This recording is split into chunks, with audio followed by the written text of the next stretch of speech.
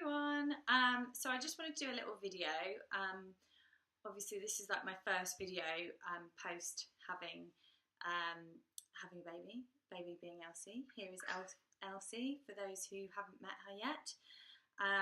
So yeah, it was really funny. I was just looking through the videos of me doing my routines because I usually do like videos of the routines so that I can then watch them back and then remember them basically.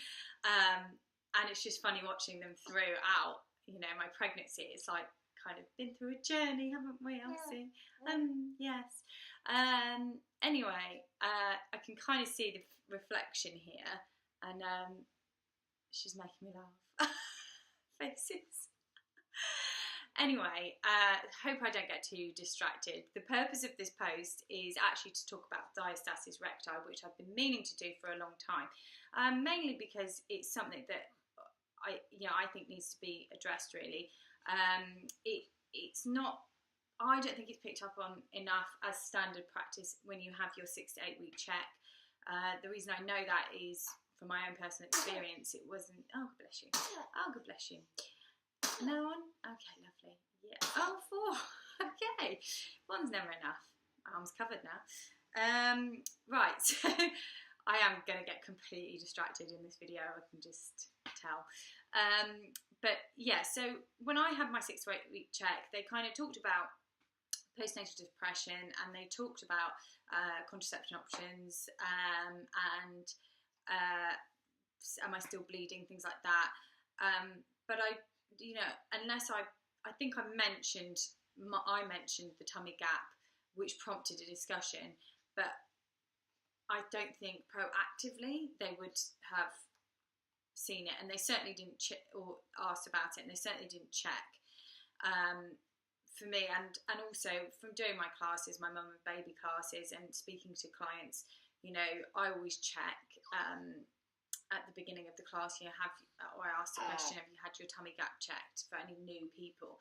And majority of people are like, no, what's a tummy gap? So and it is actually something that really does need to be checked, because I guess the impact or the consequence of doing ab work with it still having a tummy gap would just mean that you're more prone to injury. You could injure your lower back, or you could get the doming effect from doing too many exercises and then creating muscles where the gap just hasn't closed. So let's just talk about what diastasis recti is. So obviously when you're pregnant, you have the relaxin hormone in your system, which relaxes ligaments, joints, muscles to accommodate the growing baby, which is actually pretty amazing. It's like your body is literally adapting itself to help the little one grow and thrive in your tummy. But obviously what this means, before you're pregnant, you have the linea alba, which is where your abdominal sheaths essentially hold together, and it's not something you can really see, it's just the line down the middle of your tummy. Now as your abs separate, that becomes dark. So when you're pregnant, you've got your big round belly, you usually see a dark line down the middle.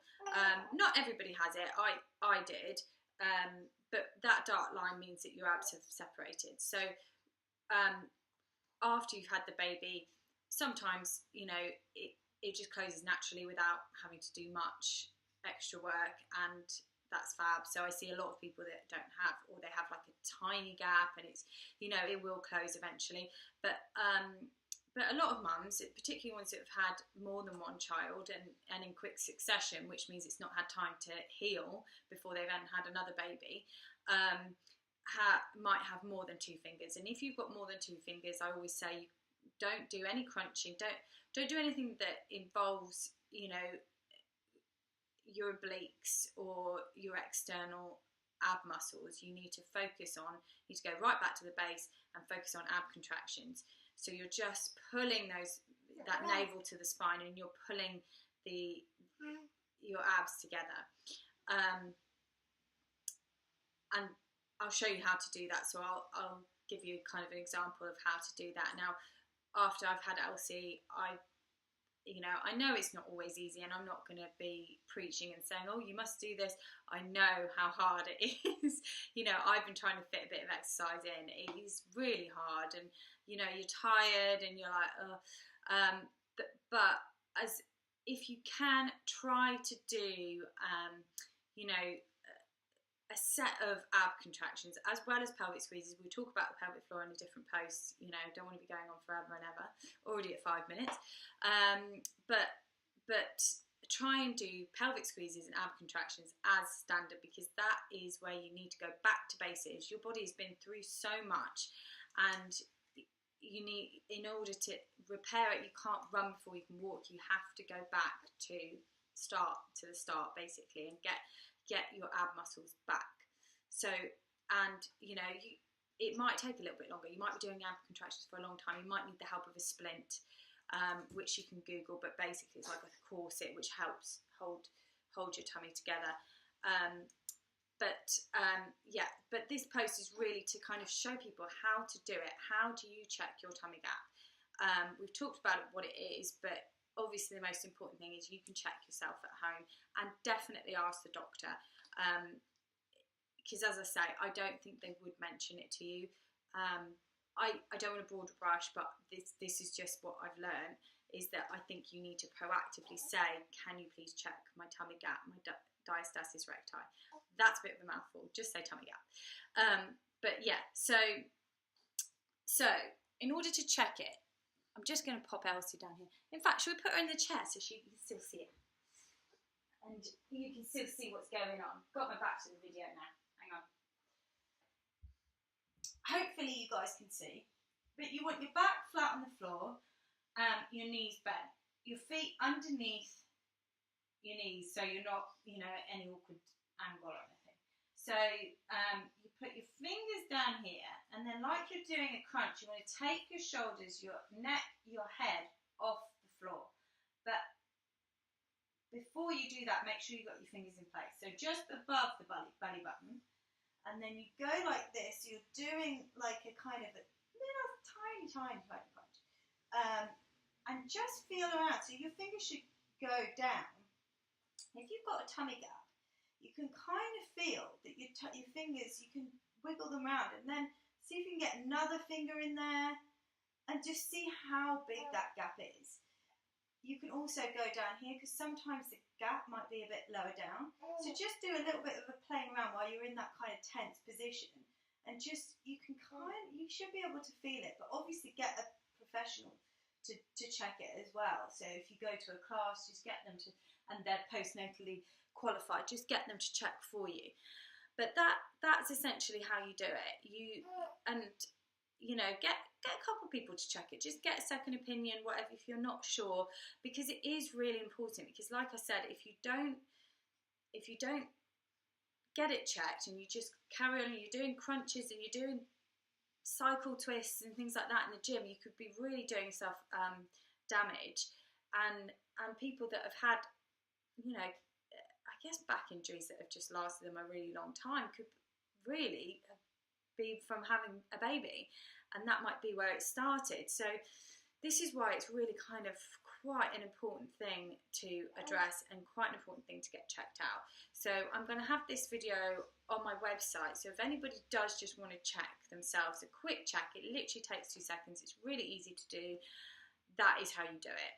And ab contractions before I forget. So what you want to do is basically draw the navel into the spine.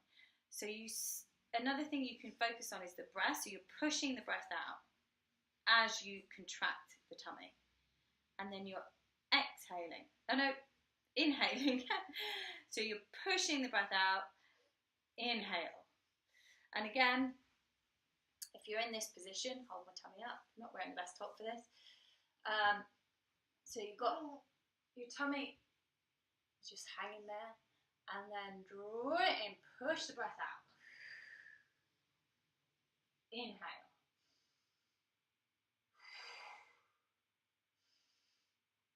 So yeah, try and do between 50 and 100 of those a day.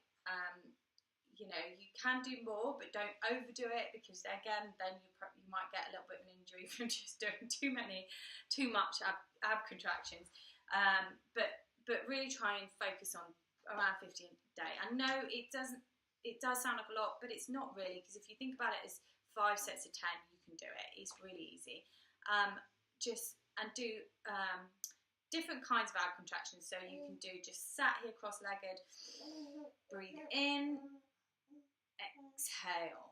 So as you're breathing in, pull those muscles together, and always think navel to spine. So just draw it in, like you're trying to squeeze into jeans, but without sucking the breath in. That's when you want to go push the breath out, which is the opposite of what you want to be doing. The opposite of what you think you should be doing, but that's what you should be doing, pushing the breath out as you draw the tummy in. So yeah, hopefully that's helped. And if you've got any questions, just email me, lauren@mumfitwonder.com, or go on my website, go on my Facebook, Instagram page, and get in touch. And that's Elsie saying bye bye for now. See you soon. Bye.